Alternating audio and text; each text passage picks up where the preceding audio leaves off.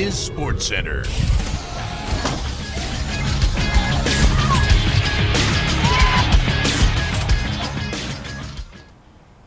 This is Sports Science. I'm your host, Will Jellison.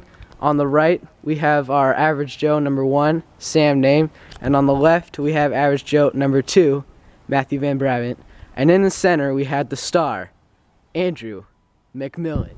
The first physics topic we will cover today is the dribble, which would not be possible without the elastic potential energy stored within the ball. Now, Andrew's ball on the right has more elastic potential energy because it is inflated. And Matt's ball on the left is not inflated, meaning that it has less elastic potential energy and it will bounce less than Andrew's.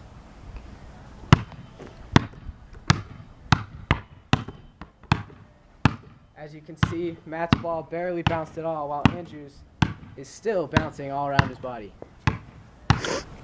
The next topic we will cover today is shooting. Now, there are many energies involved in shooting, and one of them is gravitational potential energy. Now, when the ball is at the top of its flight, that is when it has the most potential energy and then drops into the basket, which will be shown by Andrew right now. Beautiful, beautiful. And now Sam is going to demonstrate what not to do when shooting a basketball. Now notice that Sam's ball did not have an incredible arc on it, meaning that it never really did have that much gravitational potential energy, which is part of the reason why Sam sucks. Now, for the third aspect of basketball, we're going to have our host, Will Jellison, our star, Andrew McMillan, and our average Joe, Matt Van Brabant, teaching us how to dunk. Now, Matt Van Brabant is on a diet lately, and he decided to not eat breakfast today because he's trying to lose weight. Now, the smart guys over here, our star Andrew McMillan and our host Will Jellison, had a hearty breakfast filled with protein. Now, we're going to show you how chemical energy can affect dunking. Will Jellison here is going to take our first dunk.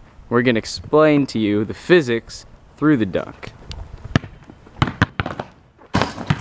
Now you see, Will's chemical energy turned into kinetic energy while he was moving.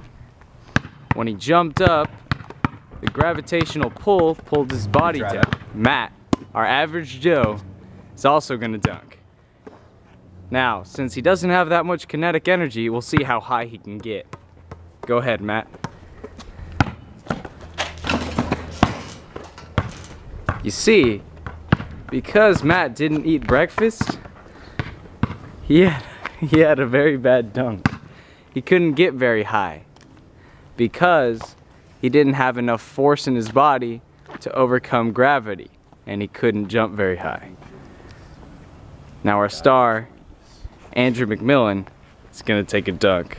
We'll see how high he gets. Boom! Slam dunk. That's how it's done, ladies and gentlemen. He just put every aspect of the game together. So we're gonna play a game of 21 right now with Big Matt in the middle. Not quite the all-star that Will over here is. Little bit better than Sam, who didn't eat his breakfast either, but we'll see. Let's go, boys. Do work, son. Do All work. right, right here, check it. Sam Naeem with the basket. A physics all-star. Most valuable player 2006 for the Denver gravitational potential energies. Look at that jumper. The jumper of a champion. And they can't even find the ball. Shoving his teammates around too. Chris Webber struggling today. That's Will. I think he ate his Wheaties. He's not lying to me. Now, a word from our sponsors. Back when I played for the Denver Gravitational Potential Energies, GPEs for short, I drank some Powerade before every single game. and our team had an undefeated season. I led in points, of course. Now, athletes like me all over the world trust Powerade to boost their physics before every game. And like they say, nothing benefits your physics better